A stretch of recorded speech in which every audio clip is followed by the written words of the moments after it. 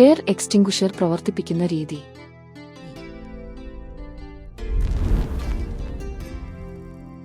Extinguish എന്നുവച്ചാൽ തീ അണക്കുക.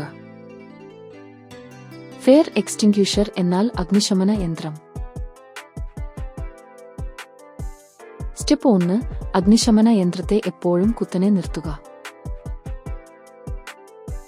Step 2. Seal പൊട്ടിച്ച ശേഷം സേഫ്റ്റി ലോക്ക് പാലിയ വിരൽ കൊണ്ട് വലിച്ചു പുറത്തെടുക്കുക.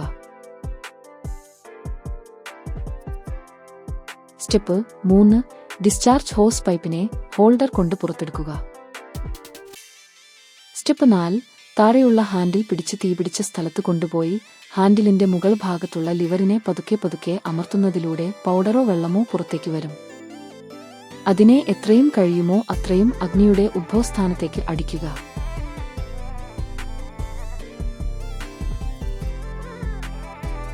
തീ കെടുന്നതിനനുസരിച്ച് മുകളിലെ ലിവർ റിലീസാക്കുക. എന്തുകൊണ്ടെന്നാൽ തീയില്ലെങ്കിൽ പൗഡർ കൂടുതൽ പ്രവഹിക്കുന്നതിലൂടെ പരിസരത്തെ കാഴ്ച മറയ്ക്കും.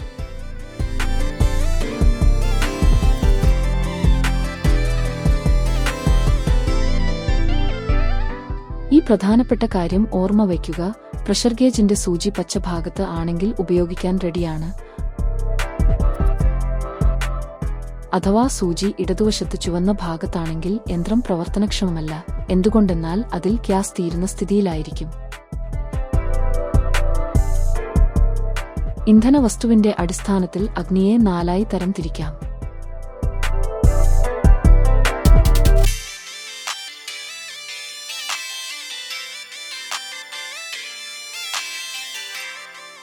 ഒന്നാമത്തേത് ഐ, രണ്ടാമത്തേത് ബി, മൂന്നാമത്തേത് സി, നാലാമത്തേത് ഡി. ഒന്നാമത്തെ വിഭാഗമായ ഐയിൽ ഇന്ധന വസ്തു വിറക്, തുണി, കടലാസ്, പ്ലാസ്റ്റിക്, കൽക്കരി തുടങ്ങിയവ ആയിരിക്കും.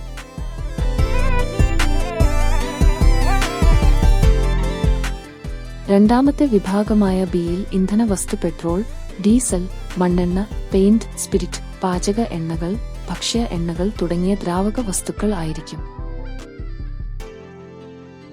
ക്ലാസ് സിയിൽ ഇന്ധനം LPG, CNG, PNG, ബയോഗ്യാസ് തുടങ്ങിയ കത്തുന്ന ഗ്യാസുകൾ ആയിരിക്കും.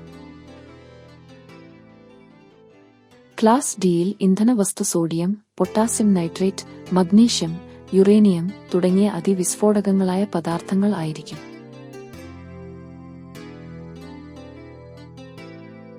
ഇവ നമ്മുടെ യജ്ഞത്തിലോ സെന്ററുകളിലോ ആവശ്യകത ഇല്ലാത്തതും ഓർഡിനൻസ് ഫാക്ടറി, പടക്ക ഫാക്ടറി, തീപ്പെട്ടി കമ്പനി തുടങ്ങിയ സ്ഥലങ്ങളിൽ മാത്രം ഉപയോഗിക്കുന്നവയായതുകൊണ്ട് ഇവിടെ വിശദീകരിക്കുന്നില്ല.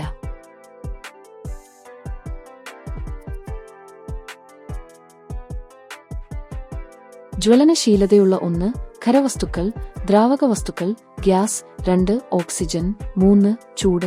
ഈ 3ഉം കൂടിച്ചേരുമ്പോഴാണ് ഫെയർ ട്രയാങ്കിൾ രൂപപ്പെടുന്നത്. ഈ 3 തത്വങ്ങളിൽ ഏതെങ്കിലും ഒരു തത്വത്തെ മാറ്റുന്നതിലൂടെ അഗ്നി അണയുന്നു.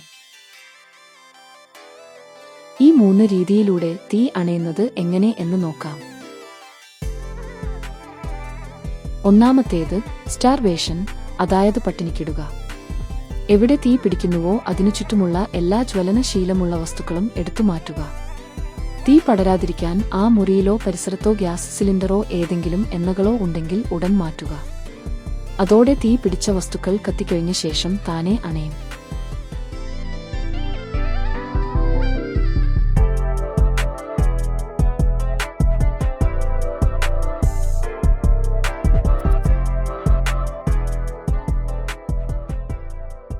രണ്ടാമത് ബ്ലാങ്കറ്റിംഗ്, അതായത് ഓക്സിജന്റെ സപ്ലൈ ഓഫ് ചെയ്യുക. ഉദാഹരണത്തിന് ചാക്ക്, കമ്പിളി, കട്ടിയുള്ള കോട്ടൺ ഷീറ്റ്, പ്ലൈവുഡ് എന്നിവയോ എബിസി ഫെയർ എക്സ്റ്റിംഗ്വിഷർ മുഖേനയോ ബ്ലാങ്കറ്റിംഗ് ചെയ്യാം. താങ്കളുടെ സമീപത്ത് മേൽപ്പറഞ്ഞ ഏതെങ്കിലും ഒരു സാധനം ഉണ്ടെങ്കിൽ പെട്ടെന്ന് ബ്ലാങ്കറ്റിംഗ് ചെയ്ത് തീ കെടുത്താൻ കഴിയും.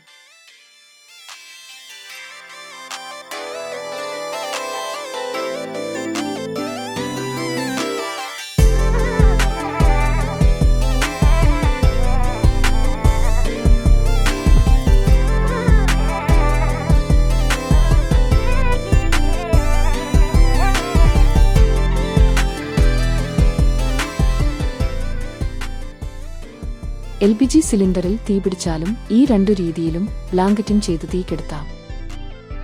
സിലിണ്ടറിൽ എവിടെയെങ്കിലും ലീക്ക് ഉണ്ടെങ്കിൽ ബ്ലാങ്കറ്റിംഗ് ചെയ്ത് തീ അണയ്ക്കാൻ കഴിയും. ഇവിടെ നിന്ന് ഇവിടെ വരെ 1 ഇഞ്ച് ദൂരത്തിൽ ഇന്ധനം ഉണ്ട്, പക്ഷേ ചൂടുണ്ടാകില്ല. ചൂട് മുകളിലാണ്, ഫെയർ ട്രയാങ്കിൾ മുകളിലാണ് രൂപം കൊള്ളുന്നത് എന്നതിനാൽ നമുക്ക് അതിനെ ബ്ലാങ്കറ്റിങ്ങിലൂടെ ഓക്സിജൻ സപ്ലൈ അടച്ച് തീ അണയ്ക്കാൻ എളുപ്പമാണ്. മൂന്നാമത് കൂളിംഗ്, അതായത് ചൂടിനെ തണുപ്പിക്കുക എന്നുവച്ചാൽ വിറക്, തുണി, കടലാസ്, പ്ലാസ്റ്റിക്, കൽക്കരി എന്നീ ഏതെങ്കിലും തീപിടിക്കുന്ന വസ്തുക്കളിൽ ഉടനെ വെള്ളം ഒഴിച്ച് തീ അണക്കാം.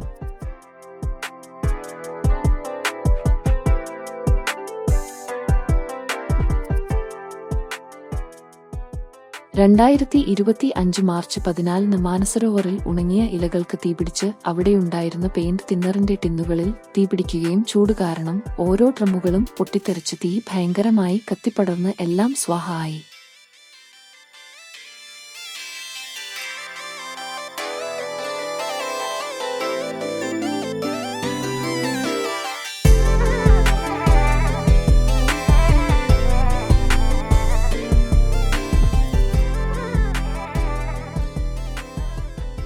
തീപിടിച്ച ഉടനെ ഈ 3 രീതികളിൽ ഏതെങ്കിലും ഒന്ന് ഉപയോഗിച്ചാൽ ഉടൻ തീയണക്കാം. ശ്രദ്ധിക്കുക, ഏതെങ്കിലും വൈദ്യുതി ഉപകരണങ്ങളിൽ തീപിടിച്ചാൽ തീ അണക്കാൻ ഒരിക്കലും വെള്ളം ഉപയോഗിക്കരുത്. എന്തുകൊണ്ടെന്നാൽ ഷോക്ക് അടിക്കും. മാത്രമല്ല, വെള്ളമൊഴിക്കുന്നതിലൂടെ സാങ്കേതിക കാരണങ്ങളാൽ തീ കൂടുതൽ വ്യാപിക്കും. നോക്കൂ, ബാറ്ററിയിൽ ഓടുന്ന വണ്ടിയിൽ മഴവെള്ളം കയറിയതിനാൽ ഷോർട്ട് സർക്യൂട്ട് ആയി തീ പിടിച്ചതിനെ കെടുത്തുന്നതിന് വെള്ളം ഒഴിക്കാൻ ശ്രമിച്ചപ്പോൾ തീ വീണ്ടും പടർന്നു പിടിച്ചത്.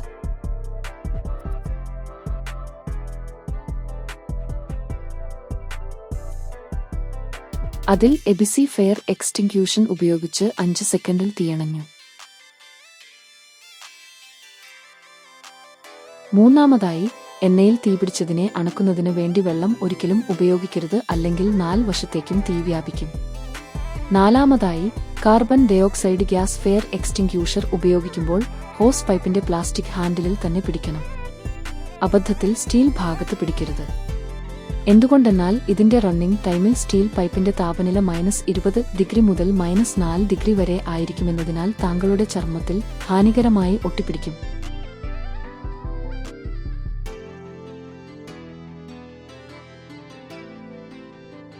തീ അണയുന്നതോടെ ഉടൻ തന്നെ ഫയർ എക്സ്റ്റിങ്ക്യൂഷർ ഓഫ് ചെയ്യണം, അല്ലെങ്കിൽ വായുവിൽ കൂടുതൽ കാർബൺ ഡയോക്സൈഡ് കലർന്നതിനാൽ തലചുറ്റലും പെരുപ്പവും അനുഭവപ്പെടും. ഈ അവസ്ഥയിൽ എക്സ്റ്റിങ്ക്യൂഷർ ഉടൻ ഓഫ് ചെയ്ത് മുറിക്ക് പുറത്ത് തുറന്ന സ്ഥലത്ത് വരണം. കാർബൺ ഡയോക്സൈഡ് മണം ഇല്ലാത്തതും നിറമില്ലാത്തതും ആയ ഗ്യാസ് ആണ്. ഇതിന്റെ സാമീപ്യത്തിൽ 50 മുതൽ 60 സെക്കൻഡ് വരെ നിന്നാൽ വ്യക്തി മരണപ്പെടാൻ സാധ്യതയുണ്ട്. അതിനാൽ ശ്രദ്ധിച്ച് ഉപയോഗിക്കണം. കാർബൺ ഡയോക്സൈഡ് ഫയർ എക്സ്റ്റിങ്ക്വിഷർ ഉപയോഗിച്ച് തീ അണക്കുന്ന രീതി ഞങ്ങളുടെ ഡിപ്പാർട്ട്മെന്റിൽ വന്ന് മനസ്സിലാക്കാവുന്നതാണ്. അഞ്ചാമത്, ഗ്യാസ് ലീക്കായി തീപിടിച്ചാൽ കെടുത്താൻ വെള്ളം ഉപയോഗിക്കരുത്. അടുക്കളയിൽ LPG gas cylinder gas leak ആയാൽ ആ സമയത്ത് യാതൊരു ഇലക്ട്രിക് സ്വിച്ചും ഓൺ ആക്കരുത്. ഓൺ ആണെങ്കിൽ ഓഫ് ചെയ്യരുത്. എന്തുകൊണ്ടെന്നാൽ സ്വിച്ചിൽ ഉണ്ടാകുന്ന സ്പാർക്ക് കാരണം ഗ്യാസിന് തീപിടിക്കും.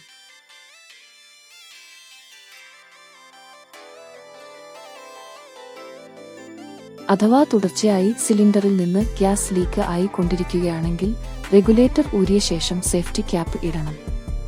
ശേഷം സിലിണ്ടറിനെ വീട്ടിനു വെളിയിൽ തുറന്ന സ്ഥലത്ത് കൊണ്ടുവയ്ക്കണം.